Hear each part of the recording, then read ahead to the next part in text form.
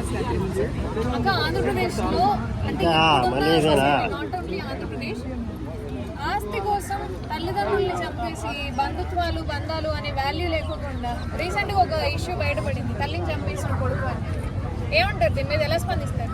వాడిని ముందులో లోపల వేయకుండా కాలు చేయి తీసి రోడ్డు మీద పడండి అయ్యా. తర్వాత ఏదైనా అయితే ముఖ్యమంత్రి చంద్రబాబు నాయుడు గారు, మన పవన్ కళ్యాణ్ గారు చూసుకుంటారు. ఇంకేమైనా న్యాయస్థానాలకి చట్టస్థానాలకి కావాలి అంటే నేను కూడా వస్తాను. కానీ ఇది చాలా అంటే చాలా దారుణం, చాలా అన్యాయం అనమాట. ఏంటి ఒక తల్లిని అలా పట్టుకుని రోడ్డు మీద పడేసి అలా నరుకుతాడా కొడుకునేవాడు?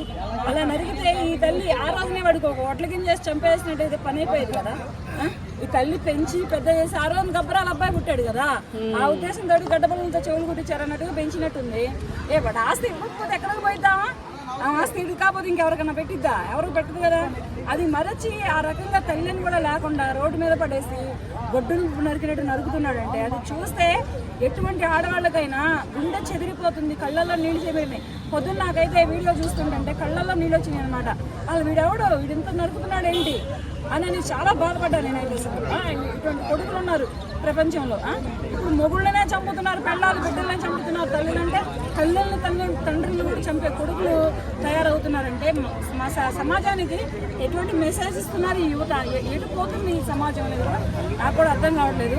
కొంచెం న్యాయస్థానాలని చట్టస్థానాలని నేను కోరుకునేది ఒకటే ఏంటంటే, అది ప్రస్తుతానికి ఈ కేసు నిర్ధారణ అయింది, ఎందుకు చంపాడు ఏంటి అనేది పక్కన పెడితే ప్రస్తుతానికి చంపడం అయితే మాత్రం సోషల్ మీడియాలో వైరల్ అయింది. కనుక నేను న్యాయస్థానాలకి చట్టస్థానాలకి ఒకటే రిక్వెస్ట్ చేసుకుంటున్నాను, ఏంటంటే వాళ్ళకి కాలు చెయ్యి తీసి రోడ్డు మీద వేసేసాయి. ఆస్తి అంతస్తులో ఉంటే పెళ్ళం పిల్లలు పంచుకుంటారు. కాలం చేసిన తర్వాత ఎట్లయినా పిల్లలకే వస్తాయి, ఇవ్వరు కదా. ఎవరన్నప్పుడు ఈ నరకడం ఏంటి? ఇది చేత కదా బతకనప్పుడు వీడిని చావమను, రెండున్న పడి దూకి చావరా, నువ్వే పిడ వదిలిపోతావు. ఇప్పుడు ఏమన్నా నీకు ఆస్తులు ఇస్తారా, అంతస్తులు ఇస్తారా? లోపలేసి కోంతారు, కాలు చేయి తీసి బయటపడేమని నేను స్టేట్మెంట్ న్యాయస్థానాలకి చట్టస్థానాలకి వెళితే ఇప్పుడు నేను ఇస్తున్నటువంటి స్టేట్మెంట్ ఇమీడియట్లీ వాడు కాలు చేయి తీసి రోడ్డు మీద వేయండి చాలు. ఇంకెప్పుడు ఇటువంటి మాటలు తల్లికి దండం పెట్టాల్సిన తనయుడు తల్లిని నరికాడంటే వాడు ఏం కొడుకు ఏంటి? ఇంకొకటి తొందరగా వైరల్ అవుదామని సొంత చెల్లెనే చంపేసి తొందరగా వైరల్ అవుదామని ఇన్స్టాగ్రామ్ లో వీడియో తీసి పెట్టాడు.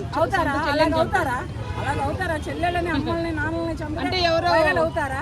వైరల్ అవ్వాలంటే ఇంకా ఏదైనా కొత్తగా ఆలోచించి కొత్త ట్రెండ్ అని తీసుకొచ్చి కొత్తగా, అంటే ఇప్పుడు సోషల్ మీడియాలో వైరల్ అవ్వాలంటే కొత్తగా ట్రెండ్ ఆలోచించండి, బుర్ర పెట్టి. హత్యలు చేస్తే ఎవరు వైరల్ అవ్వరు.